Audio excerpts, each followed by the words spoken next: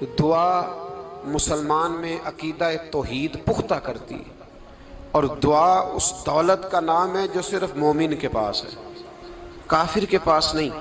نبی پاک علیہ السلام نے فرمایا الدعاء صلاح المومن، دعا مومن کا ہتھیار ہے، کافر کے پاس یہ ہتھیار نہیں ہے۔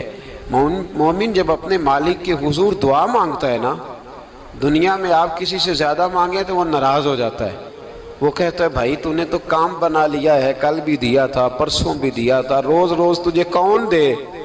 میرے نبی پاک علیہ السلام نے فرمایا جو اپنے رب سے زیادہ مانگتا ہے رب اس سے زیادہ راضی ہوتا ہے، زیادہ راضی ہوتا ہے۔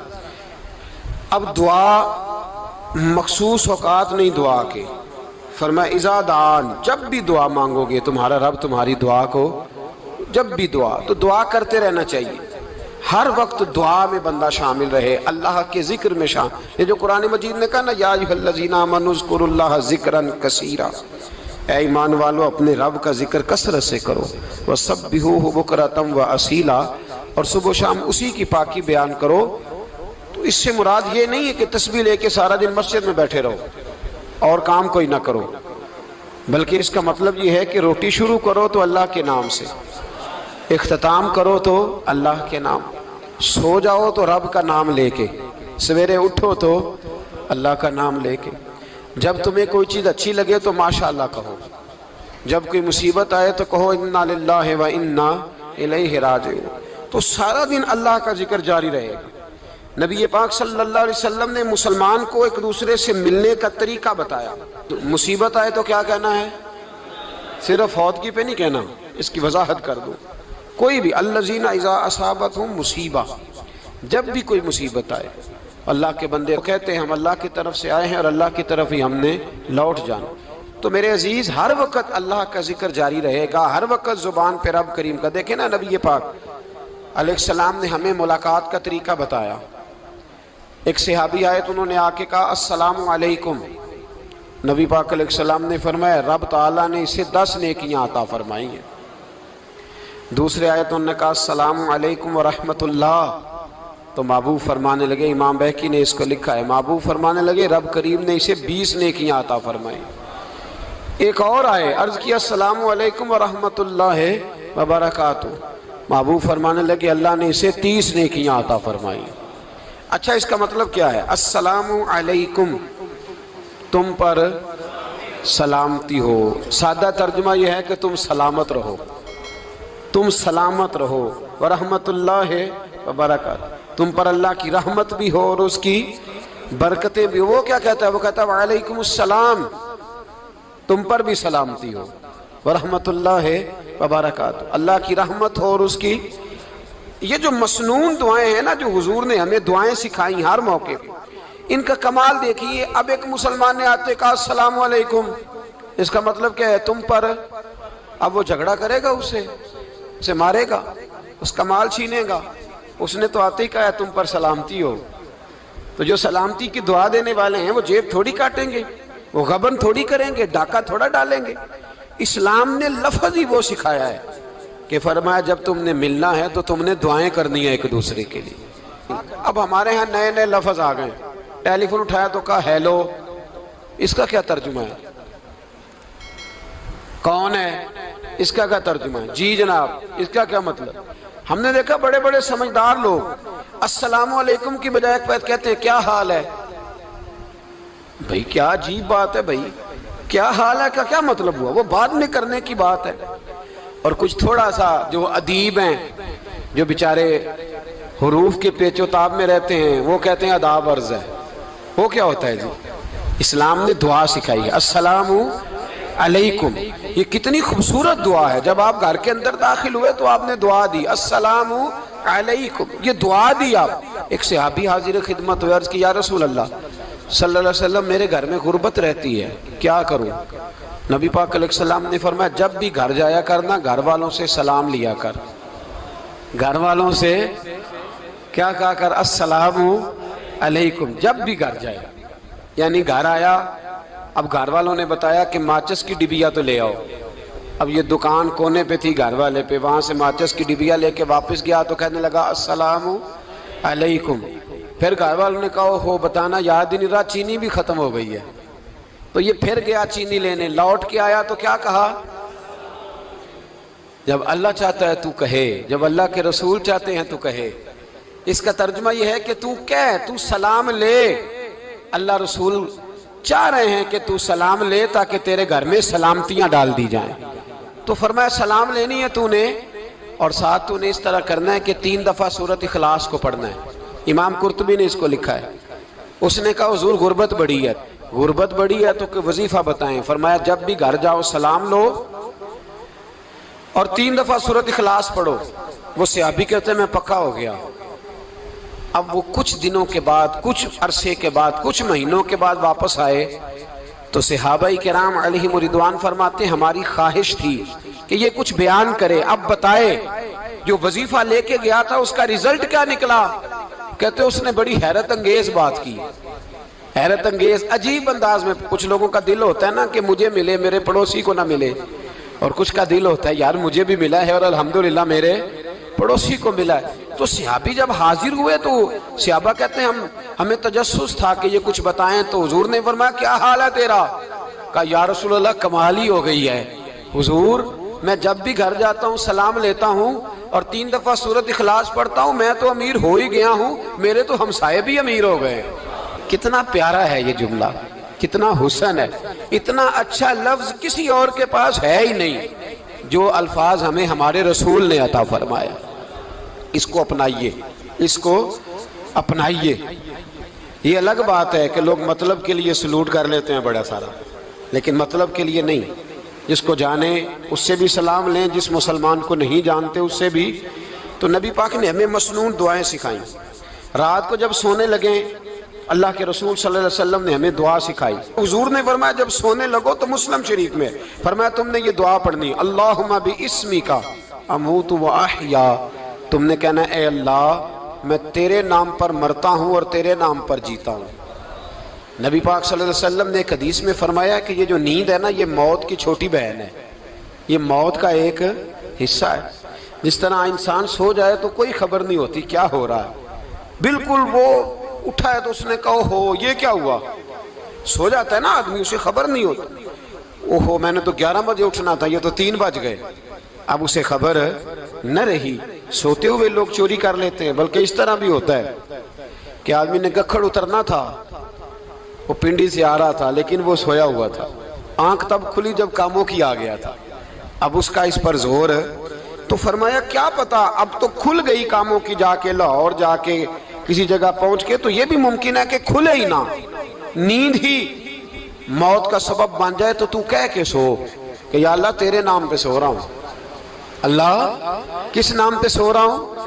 یار اگر ہم ان دعاؤں کا حسن سمجھے، مطلب اللہم باسمک اموت و احیا، یا اللہ میں تیرے نام پہ سوتا ہوں اور تیرے نام پر اٹھتا ہوں. گویا کہہ رہا یا اللہ میری نیند بھی تیرے فضل سے ہی ہے، اور اگر آنکھ کھل جائے تو وہ بھی تیرے فضل سے ہی ہے. کتنا اعلیٰ نبی پاک علیہ السلام نے انداز سکھایا. اور پھر بخاری شریف میں حدیث موجود ہے، فرمایا جب اٹھو تو کہو الحمدللہ الذی احیانا احیانا بعد ما اماتنا والیہ النشور. فرمایا جب تم سو کے اٹھو تو پھر کہو اے اللہ ساری تعریفیں تیرے لیے، تمام تعریفیں جس نے ہمیں موت کے بعد حیات دی. موت کے بعد فرمایا احیانا بعد ما اماتنا، ہمیں مرنے کے بعد گویا اللہ کا شکر ادا کر کے آنکھ کھل گئی. دیکھیں کس طرح اسلام مسلمان کو اللہ کے ساتھ جوڑتا ہے. فرمایا شکر کر، آنکھ کھل گئی. کہ یا اللہ تیرا شکر ہے تو نے موت کے بعد ہمیں دوبارہ حیات عطا فرمائی، یہ شکر ادا کرو. گویا تم یہ نہ کہنا کہ میں اٹھ گیا ہوں تو میرا کمال ہے، یہ نہ سمجھنا میں اٹھ گیا ہوں تو میں بڑا پابند ہوں، جب میں ارادہ کر لوں کہ میں نے 11 بجے اٹھنا ہے تو پھر میں اٹھ جاتا ہوں. یہ نہ کہنا کہ یہ الارم بڑا اچھا ہے، یہ مجھے اٹھا لیتا ہے. ذہن کے اندر خیال کر کہ نیند تو موت کی طرح تھی، یہ جو میں اٹھ گیا ہوں تو اپنے رب کے فضل سے اٹھا ہوں. جو میں اٹھ گیا ہوں، جو ابھی اٹھے ہیں وہ تو بول دینا کم از کم کہ میں اپنے رب کے فضل سے اٹھ گیا. تو دعا سکھائی. پھر دیکھیے نبی پاک صلی اللہ علیہ وسلم نے فرمایا جب تم بیت الخلاء میں جاتے ہو نا، واش روم میں جاتے ہو، تو گندی چیزیں ہوتی ہیں وہاں، شیطان ہوتے ہیں، جنات ہوتے ہیں، یہ گندگی پہ ہوتے ہیں۔ جب تم واش روم جاؤ، بیت الخلا جائے، تب بھی دعا مانگو۔ کیا دعا مانگو؟ وہ دعا بھی نبی پاک صلی اللہ علیہ وسلم نے ہمیں تعلیم فرمائی اور بخاری میں ہے، کہا پڑھا کرو، اللہم انی اعوذ بک من الخبث والخبائث۔ کہو اے اللہ، ناپاک چیزوں سے میں تیری پناہ مانگتا ہوں، وہ نر ہوں یا مادہ ہوں۔ اللہ میں تیری پناہ مانگتا ہوں۔ واش روم کے اندر بہت ساری بری چیزیں ہوتی ہیں، جوان میری بات پر توجہ فرمائیں، وہاں بہت ساری گندی چیزیں ہوتی ہیں۔ انسان کئی دفعہ واش روم میں جاتا ہے، اسے وسوسے زیادہ آتے ہیں، یہ نوٹ کریں میری بات کو۔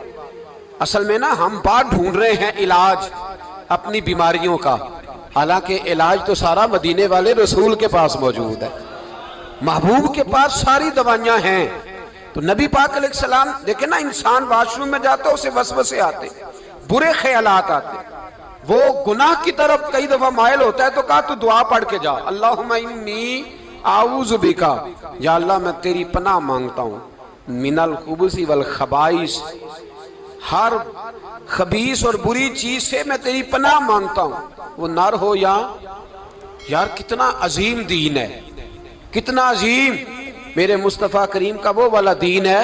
اصل میں اللہ کرے بی اے پاس بچے کو بیت الخلا کی دعا بھی یاد ہو جائے، ایسے یاد ہو جائے، اور اس کے ماں باپ سمجھ لیں کہ جوان ہو گیا ہے، تو اب ہو سکتا ہے اس کی طرف شیطان حملہ زیادہ کرے، اسے خراب کرنے کی کوشش کرے، تو لہٰذا اسے دعا سکھائی جائے تاکہ اس کو پہلے سے پتا ہو کہ میں نے اس بے ایمان سے بچنا کس طرح سے۔ اب آپ دیکھیے نبی پاک علیہ السلام نے ہمیں دعا سکھائی، مصنف ابن ابی شیبہ میں۔ کون سی دعا؟ واش روم سے نکلنے کی۔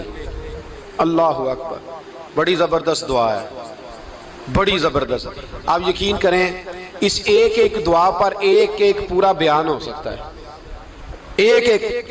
یہ اس لیے نہیں میں کہہ رہا کہ میں کوئی عالم فاضل آدمی ہوں، آپ کہیں گے کہ بتا رہے ہیں میں بڑا پڑھا لکھا ہوں، صرف یہ عرض کر رہا ہوں کہ اس کے فوائد پر، ثمرات پر جو اللہ تبارک و تعالیٰ امت کو دیتا ہے، ان دعاؤں کی جو فضیلت حدیثوں میں آئی ہے، اور پھر جو اس کے فوائد ہے، اگر اس پر بات کروں تو ایک دعا تقاضا کرتی ہے کہ اس پر پورا ایک لیکچر ہونا چاہیے۔ دیکھیے آپ واش روم سے نکلے، دعا کیا ہے؟ دعا کے لفظ کے الحمدللہ الذی، ایک حدیث میں لفظ ہے غفرانک، غفرانک، اے اللہ میں تجھ سے بخشش چاہتا ہوں۔ اور جو مشہور اور معروف ہے، مصنف ابن ابی شیبہ کی روایت فرمایا الحمدللہ الذی اذھب عنی العذا وعافانی، فرمایا اے اللہ تیرا شکر ہے۔ واش روم سے نکلا ہے تو کہہ رہا ہے یا اللہ تیرا شکر ہے، تو نے مجھ سے اذیت دور کی، وعافانی، اور تو نے مجھے عافیت عطا کر دی، اذیت دور کر دی اور عافیت۔ بولیے، واش روم سے نکلا ہے تو کیا کہتا ہے؟ یا اللہ تیرا شکر ہے، تو نے مجھ سے اذیت دور کر دی اور مجھے عافیت۔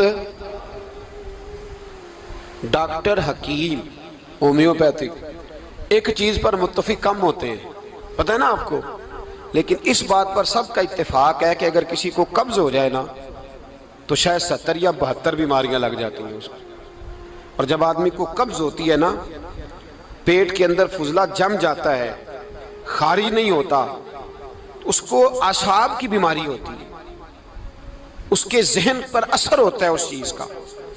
آپ یہ مت سمجھیں کہ کھانا کھانا ہی ایک کمال ہے، اللہ نے یہ بھی نعمت بنائی ہے کہ کھانا جب خارج ہوتا ہے تو وہ بھی اللہ کا بہت بڑا احسان ہے۔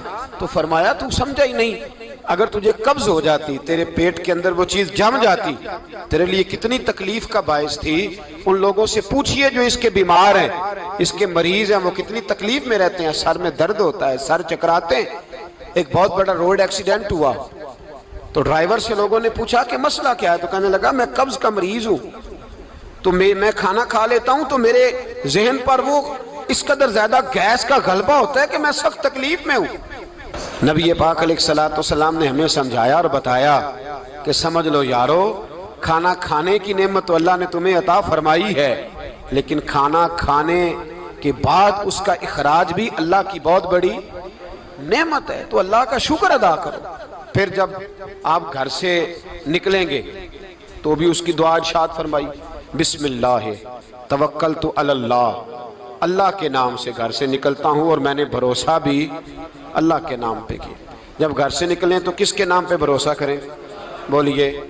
حضرت رابعہ بصریہ رحمت اللہ علیہا، آپ تشریف لے گئیں حج کرنے، جس دن واپس آئیں اپنا اونٹ کہہ گئیں جاتی دفعہ، کہنے لگی اللہ میں تیرے حوالے کر کے جا رہی ہوں، اور بسم اللہ توکلت علی اللہ، بھروسہ بھی تیری ذات پہ ہے۔ جس دن واپس آئی نا اسی دن کسی نے بتایا کہ اماں آج ہی تیرا اونٹ مر گیا ہے، تو اونٹ کے سرانے کھڑی ہو کے کہنے لگی مولا میں تو تیرے نام پہ تیرے پہ بھروسہ کر کے گئی تھی، تیرے حوالے، میں تو تیرے گھر گئی تھی۔ تو لوگ کہتے ہیں اماں کے منہ سے لفظ نکلے تو اونٹ زندہ ہو کے کھڑا ہو گیا، کھڑا ہو گیا اونٹ۔ تو اماں کہنے لگی نہیں تمہیں ہی غلطی لگی ہے، مرا ہی نہیں تھا، پہلے سے ہی موجود تھا، گویا اپنی کرامت بھی نہیں ظاہر ہونے دی۔ تو بھائی گھر سے نکلیں تو کس لفظ پر کہ یا اللہ میں تیرے بھروسے پہ نکل رہا ہوں، میں اس کے دو فائدے ہوں گے، ایک تو آپ اللہ کی امان میں جا رہے ہیں، اللہ کی امان میں آ رہے ہیں، اور دوسرا جس گھر کو آپ چھوڑ کے جا رہے ہیں اسے بھی اللہ کی امان میں دے کے جا رہے ہیں۔ تو کتنا لذت والی دعا ہے جو نبی کریم علیہ السلام نے ہمیں سکھائی۔ اب ذرا حدیث سنیں خوش ہو کے، دیکھیں حضور نے دعا سکھائی، فرمایا جب دیکھ لو نا کسی کو ہنستا ہوا، کیا کرتا ہوا؟ ماشاءاللہ آپ تو ہنسنے لگے۔ جب کسی کو ہنستا ہوا دیکھو تو کہا کرو اضحک اللہ سنک، یہ دعا یہ بخاری ہے، فرمایا دعا مانگا کرو جب کسی مومن کو ہنستے ہوئے دیکھو تو دعا مانگو اضحک اللہ سنک، اللہ تجھے ہنستا ہی رکھے، اللہ تجھے، بولیے، جل نہ جایا کرو کہ میں پریشان ہوں تو یہ ہنس کیوں رہا ہے، جھلا نہ کرو، بلکہ کیا کرو اللہ تجھے ہنستا رکھے، اللہ تجھے۔ نبی پاک صلی اللہ تعالی علیہ وآلہ وسلم نے فرمایا، ترمذی میں حضرت اسامہ بن زید رضی اللہ تعالیٰ عنہ سے حدیث مروی ہے، حضور نے فرمایا جس نے کسی کے ساتھ احسان کیا اور جس پر احسان کیا، اگر اس نے یہ دعا پڑھ دی نا جزاک اللہ خیرہ، تو فرمایا اس نے اللہ کی بھی پوری حمد کر دی اور محسن کا صحیح شکریہ بھی ادا کر دیا۔ کیا کہنا ہے؟ جزاک اللہ، اللہ تجھے بہترین جزا عطا کرے۔ اس کا ترجمہ کیا ہے؟ اللہ تجھے بہترین، کیونکہ حضور فرماتے ہیں من لم یشکر الناس ولم یشکر اللہ، جس نے بندوں کا شکریہ ادا نہیں کیا اس نے اللہ کا بھی شکریہ ادا نہیں کرنا۔ تو کیا کہنا چاہیے؟ جزاک اللہ خیرہ۔ اور اگر اماں کہتی ہو بچوں کو انگریزی سکھانی ہے تو کیا کہنا ہے پھر؟ شکریہ ادا کرنے میں کیا کہنا ہے؟ Thanks, thank you. او خدا کے اس کا ثواب کتنا ہے؟ بولے انگریزی ایک زبان ہے، اس کو زبان ہی رہنے دیں۔